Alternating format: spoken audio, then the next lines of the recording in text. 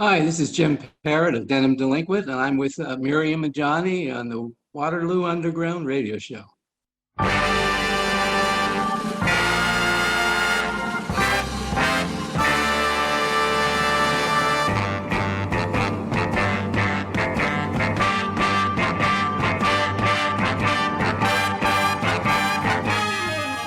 Hey there, Waterloo Undergrounders. You're listening to a brand new special episode of Waterloo Underground with Johnny and Miriam. And today we have a guest from way over on the other side of the Great Divide.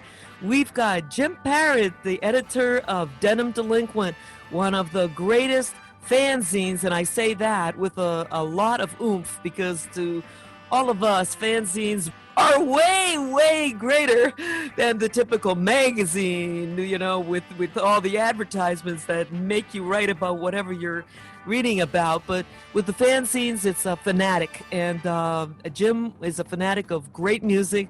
I believe to this day, he certainly was in the early 70s when Denim Delinquent began publishing. So say hello, Jim. Hello, Miriam. Hello, Johnny. Okay, Hi, there he is, loud and clear from the Pacific coast of the great North American continent in the great country of Canada, correct? Yeah. Hey, all right, we're so thrilled to have our first Canadian on here and hopefully not our last. Oops, well, what am I? Okay, so listen, Jim, tell us about your start. Like, where did everything start for some little denim delinquent who ended up having an incredible Fanatics magazine, a fanzine called Denim Delinquent that covered so much of the great music that we love to this day and will for the rest of our lives. Go, Jim, go. It started all way back when public school, and we had an attendance, and a band of kids from the upper grades came in, and they propped up guitars with these tiny little amps, and they played Walk, Don't Run and Perfidia. And at that moment, I was just electrified. I knew my life right then for the rest of time was going to be rock and roll until the day I died. Yeah. And then it was collecting records. Gene Pitney was the first person. Mecca was just such a great song for me. And then the Beatles, the Stones, and the Kinks. What radio station were you listening to? Oh, in Montreal, it was CFCF was the first one. That was in the early 60s. I moved to Ottawa in 67, and then it was CFRA. And I would also listen in the wee small hours of the morning. We could hear fading in and out Cousin Brucey from New York, and he would play the coolest songs. So you were born in Montreal? I was born in Lachine, Quebec, yeah. All right. So you moved at what age were you? Did you move to Ottawa? Well, my dad was in the Army, so I moved all around. I was in London for a year. My first year in life was in London. And then I moved to Kingston and then to Ottawa. And then to Montreal and then back to Ottawa in 67. Okay. So I spent my prime 60s years, though, in Montreal. It was the most fantastic time of my life. Rock and roll was just The Haunted, and all these bands are playing. Ooh. It's just so much fun. Oh yeah, maybe we're gonna have to play some haunted stuff. Oh yeah, 1-2-5, baby. Just yeah. Okay, so you were demented from the word go. Oh, I've been demented the day I was born. You heard the Kinks early on. I mean, you were listening to the radio, and if you were listening to The Haunted, you were definitely got our boys, the Kinks, on the radio, didn't you? I heard You Really Got Me, and my life changed.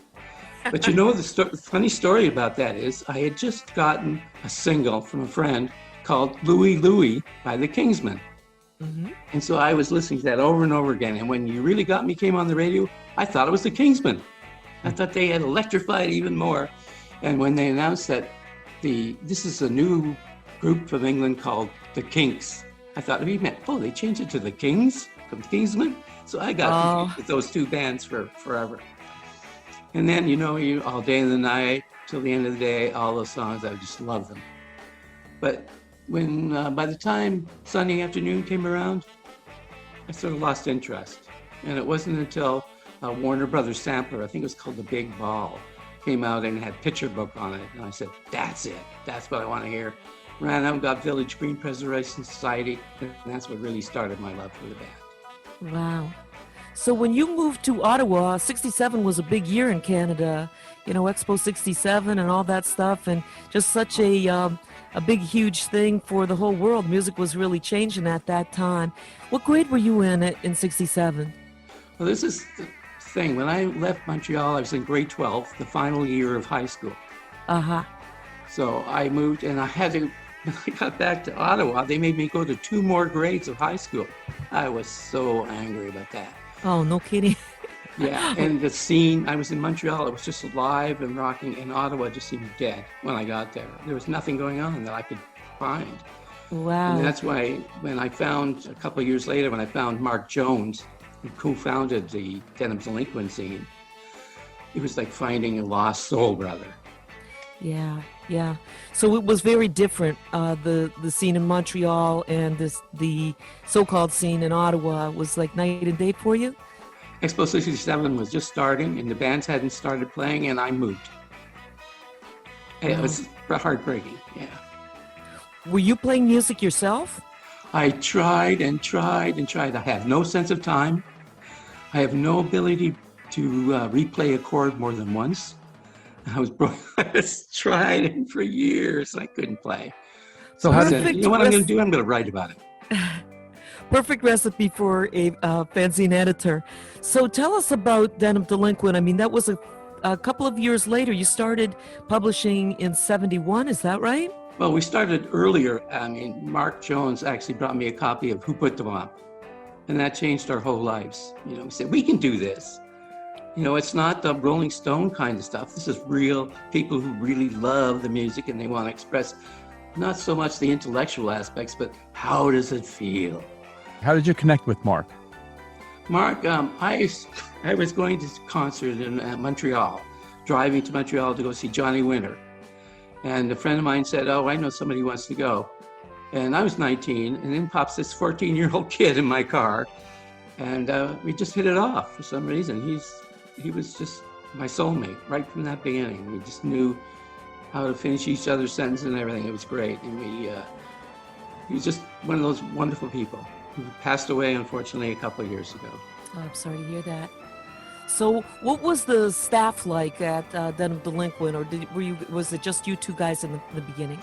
Started off with just us. And we tried to persuade their friends to help us write, because I didn't want to write. I wanted to do the layout and illustrate. That's my big thing. I just wanted to do this thing. And also, so we could send it to record companies to get free records. Yeah, no kidding. The reason for doing it, you know. And so he's really the guy who came up with the name, Denim Delinquent. And he was the spirit. I mean, he lived rock and roll until the day he died. Wow. So you were seeing bands and writing about them and getting records and writing about them. Going back a little bit to when you were first listening to the radio when the British invasion was hitting and it hit in a different way in Canada, maybe like moments before. What other groups did you love at that time? Like, and were you turned on to? Did you go like, right into like the Yardbirds or whatnot, or the Animals, so on? Well, the Animals, it would depend on who was on Ed Sullivan a lot of times, and who was in not so much 16 magazine, but when Hit Parader was coming along, I would go Hit with Parader. them. They were the thing. And in about 66, my sister's boyfriend was Michel Pagliero's artist and his bodyguard. And so he would bring me these weird records. So I would get Freak Out by the Mothers of Invention, or Take Off by the Jefferson Airplane, or the Buffalo Springfield's first album before I even knew what they were. That was so exciting. So you were a record store kid. Oh, that was my way of relaxing, after work, go to a record store, go through. And my poor kids, they would beg for me afterwards, please don't go in the record store, Dad. Don't go in there, please. What were some of the best ones up there at the time? Well, there wasn't many up there. Ones I remember most are in LA. I mean, there was a place called Aaron's across from Hollywood High, I think it was. That was fantastic. And we lived there. We spent our days in record stores and go at night to the Starwood and the Whiskey. For a full year, it was fantastic. Do you collect still? I mean, do you have a gigantic record collection, and where is it located so we can come check it out? I do have a reasonable collection. Unfortunately, about 10 years ago, I got Meniere's disease, so that one of my ears is like a airplane taking off. And so I cannot get the visceral aspect, of which I only listen to music for the visceral, not because of the style or anything. So I haven't listened much anymore, and I've got a cupboard full of signed Seeds records and mono Seeds records and all these, stuff. And I got the Beatles vinyl box set. Only I could hear them again. What other kind of music really moved you at the time? Well, the Seeds were probably my primary. The Kinks and the Seeds were the two bands that were pivotal to me. And the Seeds, the first Seeds album especially, that just blew my mind totally. And I picked up Pushing Too Hard, could hear it on the radio, went and got the single, then the next day got the album. And just a few weeks later, them and the Shadows of Night and the Outsiders and the McCoys played in Montreal. And I went and saw them, and the Seeds came out in their full uniforms from the Full Spoon of CD Blues record that hadn't been released yet. And I was just, 16 years old, my jaw was dropping. And they didn't sound like that first record, though. They sounded more like Future, because they'd already advanced the thing. And I remember hearing Daryl Hooper's organ more than anything. And the curious thing is later, when I would listen to Cousin Brucey and coming in and out of that AM dial, the first strands of Light My Fire. Yeah. And I thought, that's the Seeds. Yep. Because it was a Daryl Hooper West Coast sound. Yep. That I attributed to, that you would also hear in Country Joe and the Fish and all of it. Like Daryl Hooper's the first time I heard that kind of organ sound. Yeah, the Seeds are fantastic. Did you get to meet any of them, like Sky particularly? Oh, Sky, yeah, I did his webpage for a while. And I got to meet him at a party, and he actually performed at a party where I was at with Dewey Martin on drums. And they had a Beatles band playing the other instruments, and we were the only people left. It was really late in the morning, early in the morning, and there's hardly anybody left. So he's playing to us, me and my girlfriend at the time, and dedicating songs to us. And he went through all the early Little Richards and Elvis Presley, all those early tracks, and he was really on. He wasn't doing the Sunlight stuff. Yeah. He was standing there singing to the mic with all of his soul, It was just one of the greatest moments. That was something else. Totally genius, vastly underrated. I think so too, and a really nicest guy to me. And then I met the rest of the band, except for Rick, unfortunately, who had passed, at the premiere of the documentary in LA. Yeah, that was a great documentary. Yeah. And we keep waiting for it, of course. Yeah. And Neil Norman and Alec Paleo and stuff putting it together. They did a great job. Oh, Alec Paleo, man, I owe him a lot. It's his liner notes and the stuff he's done to get the Seeds into the mainstream. That's just the greatest thing of all. Of course, right. I feel kind of ambivalent about it because I lost my own personal band, and I thought I was the only guy who really loved. And all of a sudden, now the world has them. Kind of a blow. I would love for you to talk about that first Stooges record, Jim, a little bit, because, people come on the show and they talk about how you really got me, changed their life so much. But there's an equal amount of people, I think, that first Stooges record did the same for. Sounds like you're one of them. Well, the strange thing is I had a cousin from Detroit who used to tell me about the Grandy Ballroom. And he would tell me about, and I would, I'd heard about the MC5, just read about them a little bit, way before the record. And he said, oh, forget them. There's a band called the Psychedelic Stooges. And he said, they paint themselves all in silver. And they're just crazy. You love them, Jim. They're crazy like you. And so I thought, oh, this is going to be the wildest. And then when I found the record, I said, oh, it's going to be the John Cale from the Velvet. This is going to be this craziest Sister Ray record of all time. And I put it on, and I thought, this is tame. And I didn't like it. I thought, this is a tame record. And so for the longest time, months, I just ignored it. And then it just seeped in and seeped in and seeped in. And I realized They stripped everything, all the BS away, all the stuff. It's just the essence, like the Seeds did, just essence of the music, and I just loved it. And I always think that I've never respected punk as much as I should, perhaps, because I always thought it was just the Stooges record over and over and over again. Yeah. When did you first see the Stooges? I never saw the Stooges. I had an asthma attack and couldn't make it to the one in Toronto that they went to, that we featured in Denim Delinquent. Mark went with his brother, and they got tape. I had this tape of the concert and the interview that's been lost in time. And he signed my album, Dear Jim, I got asthma too. And wow. So I got that, but I never saw them together. The first I saw was when I met Iggy at the Whiskey A Go-Go. And I never saw him perform, except for when he was with David Bowie. So you saw them in 77? Yeah. Saw him opening for David Bowie in Toronto. Yeah. Well, they're pretty life-changing at that time as well. You know, I saw them in January of 73 with Williamson in Cleveland. And I'll tell you, as a 16-year-old at that time, it totally blew my mind, you know, see a man in ladies' undies, you know, I was like, wow. It was totally crazy. And they were opening for Slade. I got to tell you, Jim, it was it was like, wow.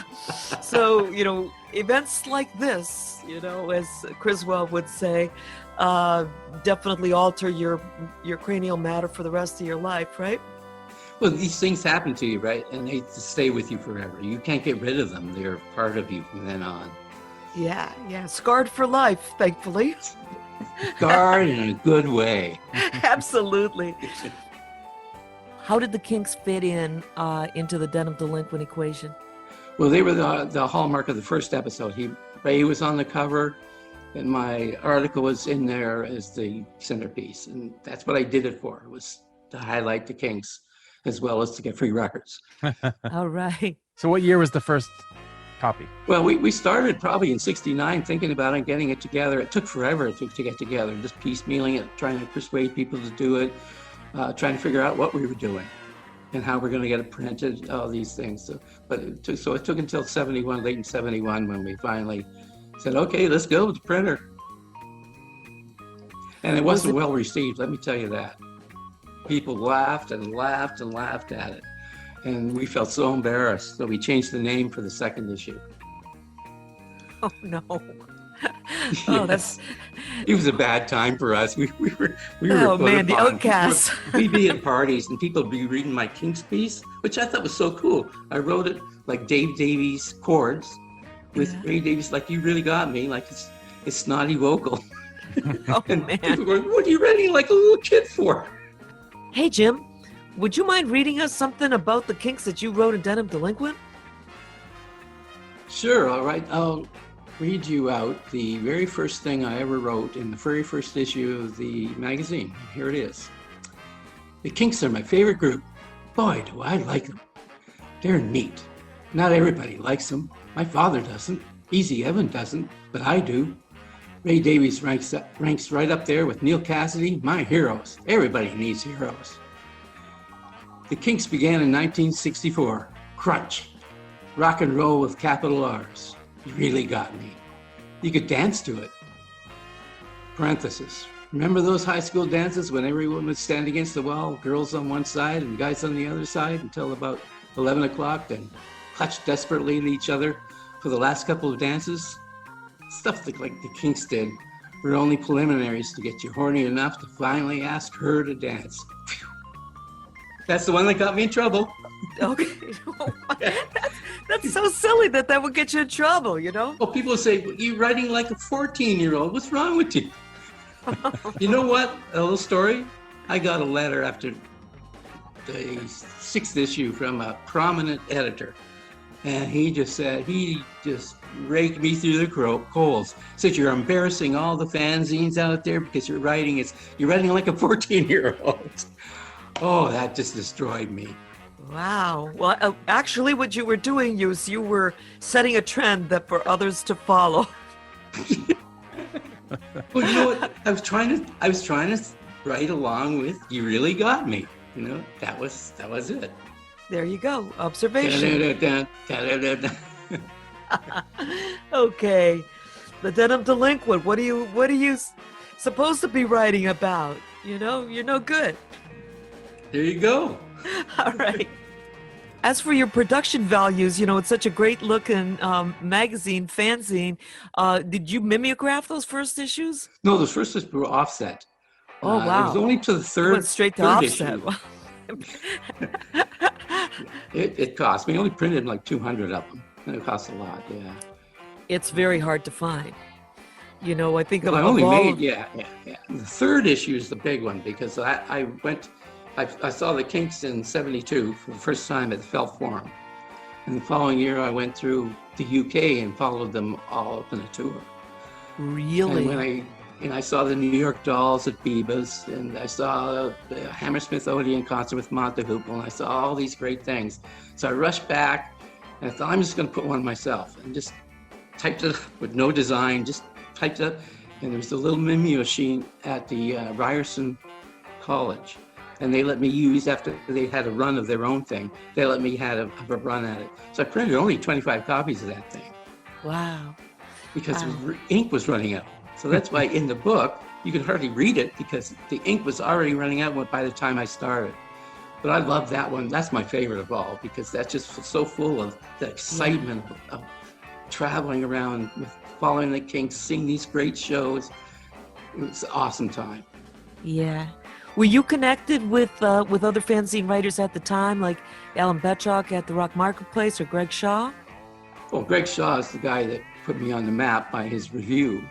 Yeah. He said that it was his favorite fanzine. I was, oh yeah!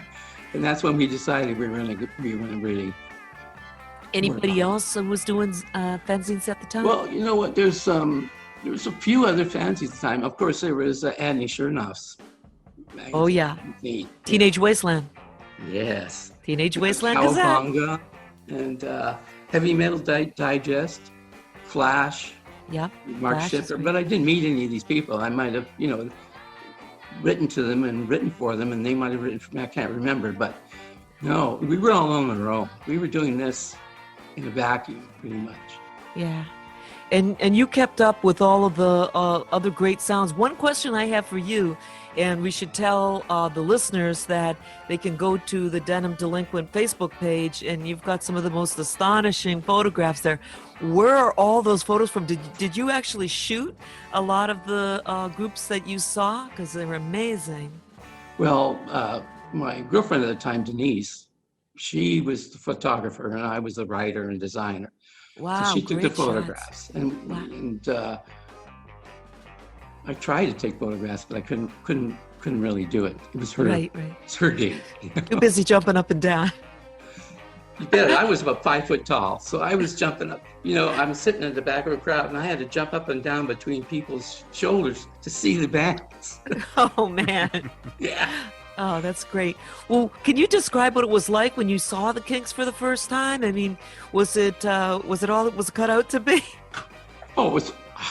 Are you kidding? I traveled with friends down on the bus to New York City, Felt Forum, walked in, the first one. I was so excited halfway through the concert.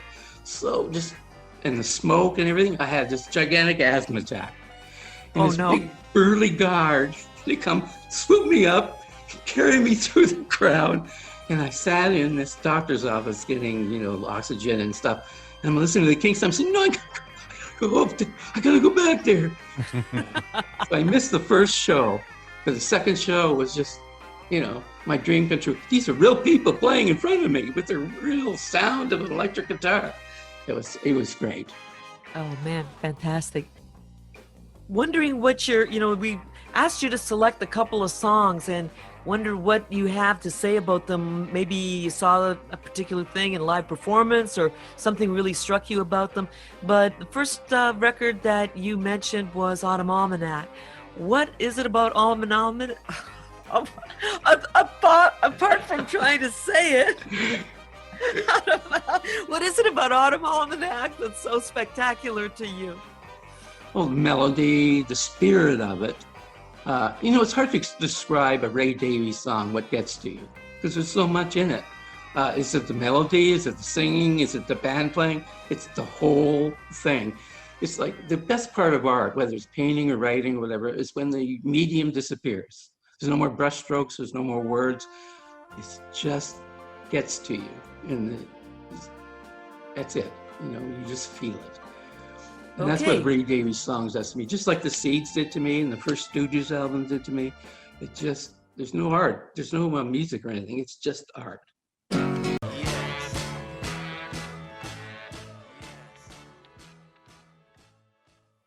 All right. What about This Time Tomorrow? Big favorite here. Oh, the piano in it. Terrific. And it just rolls along nicely. I can listen to that 10 times in a row. From a collector's perspective, now Johnny, for instance, has like so many Kinks records from all around the world.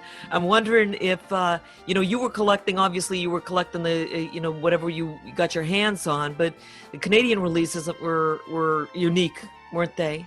They were getting stuff. Records. Yeah. Yeah, and you were getting the marble arches up there and everything.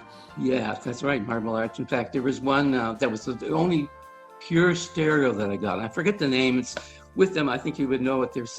They're on a car, multicolored car. Oh yeah, with all of the psychedelic convertible that they're all in. That's right. That was a great record too. Yeah. Okay. And then Picture Book was another thing that you. That was the first one I heard that got me back into the Kinks, and I thought everybody says how clumsy they are and sloppy they are. And I thought that was one of the tightest records I'd ever heard. And I thought, that's great. And that started it. So what about Lazy Old Time? I used to skip that one over. I used to pick the needle up and pacify because I thought it was a terrible, slow, dirgy song. I didn't understand it. But over years, and this is why Ray Davies is such a special songwriter. I just grew to love it. I just grew to realize what a fantastic arrangement. I mean, it goes from chunky chords to a Beach Boys kind of tiny little harmony thing, and then back into the song. And it's like 3 songs in one.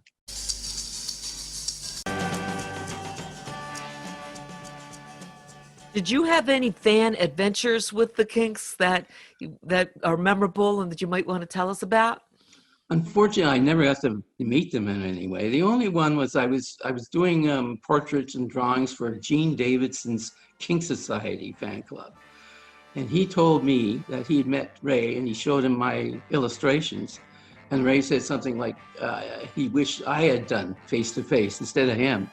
And wow. That was like the greatest. And I don't know if Gene was or Ray was just sort of being nice, but I didn't care. That was just the greatest thing I ever heard. Wow. Definitely. That was it. That was the only. Oh, and I met the band and got their autographs in Santa Barbara, but not Ray wasn't there. We didn't talk. We were eating dinner. When was the end of Denim Delinquent? What was the last issue, and what happened after that? Did you just decide to hang it up, or just never got around to another issue? What happened was in '75, we did the best issue, the most popular issue, number 5, because it had my experiences in the Whiskey A Go-Go and the Starwood and interviews with Moby Grape and Iggy Pop. And Danny Sugarman wrote for it. And he said, oh, you know what? This is the greatest thing. After this issue, this is number 4, number 4 when he wrote. And he said, when you put out the next issue, if you feature Iggy, after that, we'll put another one out with you can go talk all the time you want with Iggy and talk about the Stooges and everything. And Ray Manzarek, you can talk about the Doors and his stuff. And we'll do that. But what I did was I described Iggy's condition in number 5 at the Whiskey and how he was pretty out of it and falling around and talking like this. And Danny Sugarman called up, and my partner, Dee, answered the phone, and he was screaming at her that you're never going to have anything to do with us. He's trying to get his career together, and you're writing about his adventures. So that's it. So that was kind of what killed it for me. And I put out another couple of issues, but they were kind of half-hearted compared to that. Really? The first wow. 5, yeah. the sixth issue should have been Iggy and the Doors. It should have been this spectacular issue that we were just so excited about. And all of a sudden I had to fill it with Kiss and Rush and bands that I was seeing at the time. And although I loved that issue for the design, I felt like I was really catching on to what a design it was like. The spirit wasn't there anymore. And I think I never read it because I didn't want to, but I hear Greg Shaw kind of panned it. And he'd been such a supporter before that. And then the next one I put out, I just did it at work. This was a half issue, and I just did it. And then I thought, you know what? This is the end. And the unfortunate thing was I ended at 76, right at the beginning of the big fanzine boom. Mm-hmm. So I missed the whole, I would have kept going. But you know what? Unfortunately for me, because I had developed a relationship with Gene Simmons of Kiss, he had contacted a local prozine in Toronto and said, I want Jim Parrett to interview us. So I got hired there at that magazine and worked there for 2 years and did a lot of, interviews with Ted Nugent and Cheap Trick and those kind of guys. But Denim Delinquent it's always been close to my heart. I've always carried it everywhere I've gone. I've carried the issues with me. But I've never told anything. I became a technical writer after that for 30 years, and I never really told many people. I mean, nobody knew I did it. I kept it quiet. Where were you living at that time? And I moved to Dallas because I got a job in Dallas, and saw some great music there too. Wow, Joe Neely and all those guys. When did you move to Dallas? 78. Wow. And a couple of days after I moved there, my final article I wrote in the prozine was the Sex Pistols at the Longhorn Ballroom. Mm-hmm. That was pretty exciting. Oh yeah, the Longhorn Ballroom. My brother lives in Dallas, so I've been going down there for quite some time. But all these stories, I got a lot of pals down there, and the stories about all the music scene that was going on there was pretty amazing. Fantastic music scene. Unbelievable. Yeah. Texas is insane. So when did you relocate to Canada? Oh, then I was there for 10 years, and I got a job in Southern California. Okay. And I lived there for 15 years with a 2-year break in Saudi Arabia. And then I just kind of burnt out technical writing. It's not a very exciting job. And I burnt out, and I decided I'd move back to Toronto and sort of just worked at Best Buy and just odd jobs, just sort of filling in time. It's just something came along, and Vancouver beckoned with a new job. So I moved out here, and the first day I moved here, and I was renting this condo in downtown Vancouver. It was a pretty exciting place. And across the street, when I was walking around that first night, I got a move. Was coming out of a little bar. I walked in, and there was a young Serbian guy, and he had tapes of only early Kinks, and he was playing it. And I said, this is where I belong. This is my city from now on. Perfect. Oh, man. Quite a scene. Well, you've had quite a career as a human being listening to the music, and so happy that you were able to write about all this stuff as an energetic nut. And I know that you still are, because following you on your Facebook posts is pretty amazing. And it's a thrill to have. We should put a little plug in for the book. I hope that's going to go into a third printing, because... Well, you never know. Hozak has hinted that it might. Yeah. So I'm hoping that it will.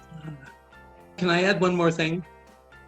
My partner in Denim Delinquent, Dee, who I married, she was in a serious accident last week, and she's all broken up, and she had multiple surgery, and she's just been moved to a rehabilitation building. So if you could, people could send their loves to her, their good vibes to her. She's in a bad place right now. I'm sorry to hear that. We can definitely do that. Well, Jim, it's been such a pleasure to finally see you face to face. Oh, face to face! Oh, it's a Kinks show. Oh, yeah. But it was great to speak with you and hear about your many adventures, because I've always been very curious about it, and really, really love your writing and your presentation and all of your adventures in rock and roll. It's so great. And as a Kinks fan, and as a Kinks purveyor of the mythology that is a reality, we got to thank you so much. Thanks for being our guest on Waterloo Underground. It's been my privilege. This is just a thrill for me. Okay. And thank you for all you've done. Okay. Bye-bye.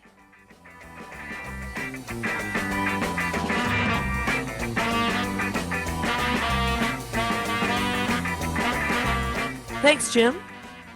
Well, we've been speaking with none other than Jim Parrett of Denim Delinquent, the ultimate proto fanzine monster that roamed Kinkdom long before others followed. Thank you, Jim. Now, all of you can pick up the Denim Delinquent compendium that is published by Hozak. Came out 2016 and has gone through 2 printings. Good luck finding it. It's about as hard to find as the original issues. But why don't you write a letter to Hozak and say, hey, time to reprint again. I think they really need to. But what a great, great fanzine it was. And it's in a volume there from Hozak Books, Denim Delinquent. That's what we're talking about. And Jim Parrett was the editor. What a great cat. And we really appreciated this visit with him. Okay, that's it. Check him out on Facebook under Denim Delinquent. You won't regret it. Let's go, Kinks reunion.